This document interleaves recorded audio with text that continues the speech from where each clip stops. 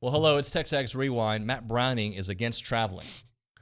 No, I'm not. I'm completely fine. Oh, with but pros shouldn't. Excuse me. Pros should not complain about traveling. I'm saying that would be like if for NFL football players to complain about flying to London to play in a game. So that would be the lowest thing on my radar is to go, no, this shouldn't happen. But I kind of get it because as a talk show host, when I travel from College Station to Tuscaloosa, it brings a lot out of me, and that's just an hour and a half flight, right? And I got to drive it's hard for me to perform the next day, so I can only. And you're still in the same time zone. Oh, you're right. It should feel normal. I'm just old. Anyhow, it's our anywho. We were talking a little TexAgs Rewind here, brought to you by Yeti. Aggie baseball. We're feeling good. Yeah, You just Better. turned into Ned Flanders there for a second. Yeah. Anyhow, that's our anywho. Well, we had Schloss on the program. He was great. Yes. Our QB1, Stephen McGee. Did you guys hear him laughing when talking about the nicknames that Billy gives people in this office? Mm-mm. Oh, you got to go back and watch that. It was funny. And when he said half-day Hughes and Formio, that's what Billy calls me, he lost it. That was funny. Braden Gall broke down I think he had really good analysis when it came to A&M. And we had JB Moss on the program talking some more Aggie baseball and these knuckleheads. Tell them what to do. Watch the show. Watch the show. Click the subscribe button, the like button, and the notification bell. That's usually what And we share. do after. But I kind of threw you a curveball, and you did it during the preview. Doesn't matter. Do all that after you watch these videos or right now. And Senior Day coming up as well. I know that's important to you with such a good group of guys on your roster. Yeah, and that goes into the decision too. You know, I don't want to take away from their day if we can avoid it. And we have graduation, guys graduating, so that whenever their ceremonies are and stuff like that. But yeah, I mean, it's if I start talking about those guys, I'll start crying. I'm not ready to do that this morning. But there's just a very special group of young men that have given a lot. They've been through a lot. Most of them been through a coaching change, which is never easy, especially players really enjoyed Coach Childress and his staff, and he's to be credited. Coach Childress is to be credited for those guys being here and for a lot of any success we've had in the last year and a half.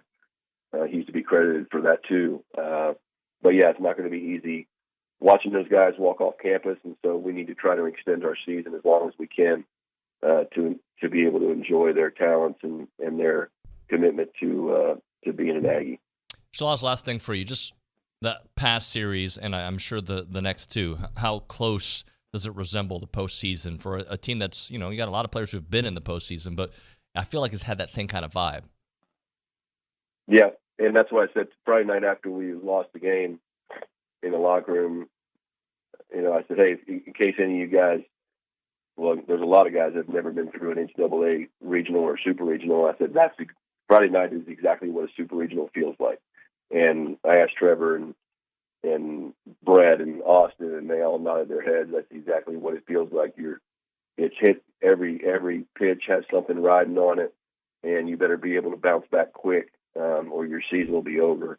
And our guys responded really well, and so I think college baseball today, but especially the SEC, and especially in a place like A&M where the fans are so great.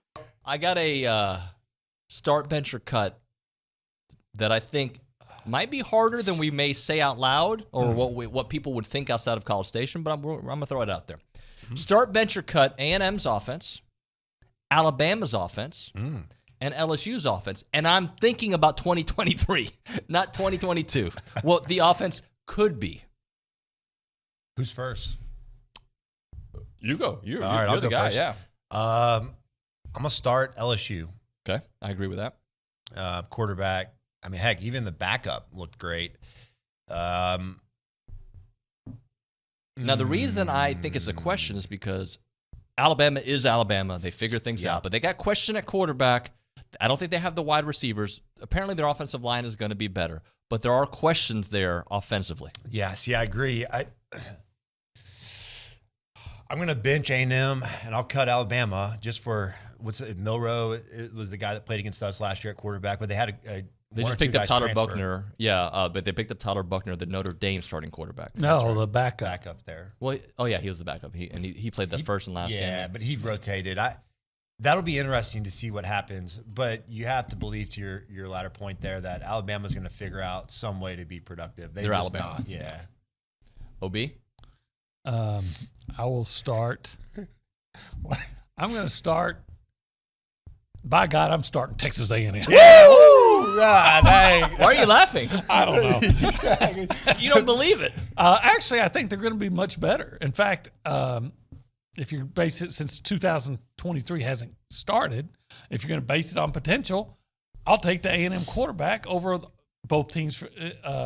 Both teams, and I'll take the A&M receiving core over both teams. Yeah. So that's where I'll start, based on potential, and then I will take. I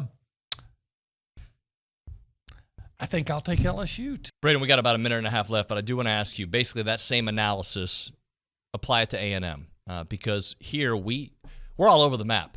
We think they figured out the offense with Bobby Petrino. We think they got the quarterback. We think the youth situation has been developed, and now those guys are going to be better for it. I understand hesitation in Vegas. I understand hesitation nationally because it's been 2 straight years, of not reaching what you expect.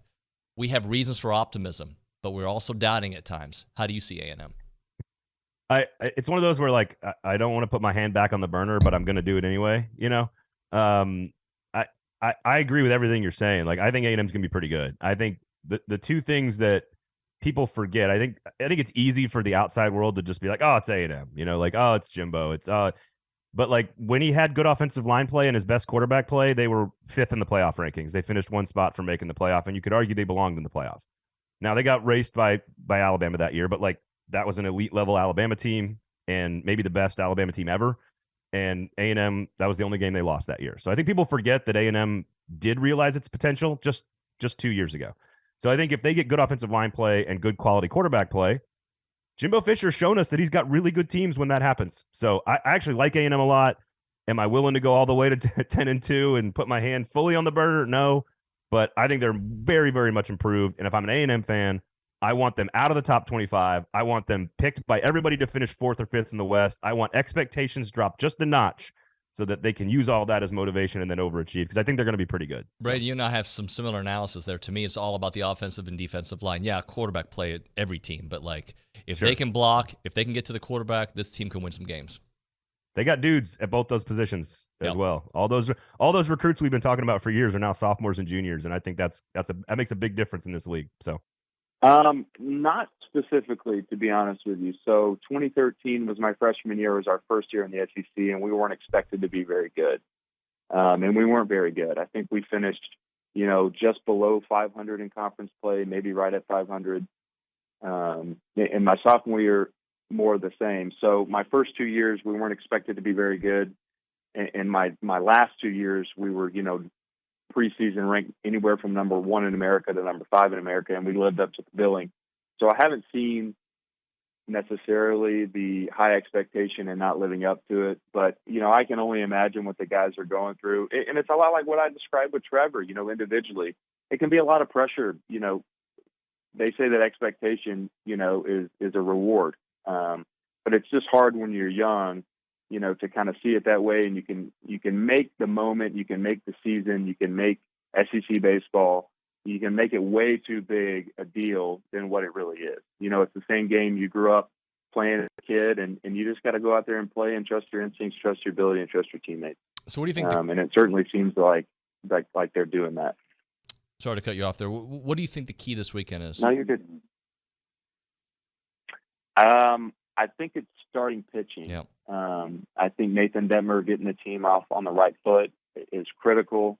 I mentioned the Friday night. Look, you're going to have to, when it comes to Alabama, right, whether it be losing your head coach or a tragedy, usually one of two things happens to a team, that deals with that kind of adversity. It either splinters the locker room and they fade, or it galvanizes the locker room and they come together.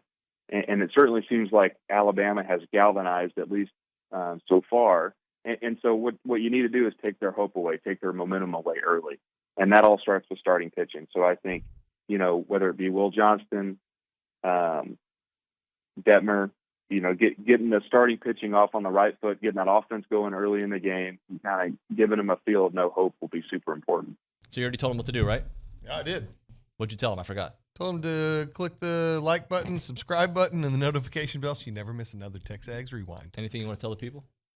Man, y'all just have a great day. Enjoy the weekend. Get ready for some Fight TexAgs baseball. His intro today was really good, right? It was good. It was one of the best ones we've ever Yeah. had. All right. Thanks, guys. Thanks for Jacob. watching.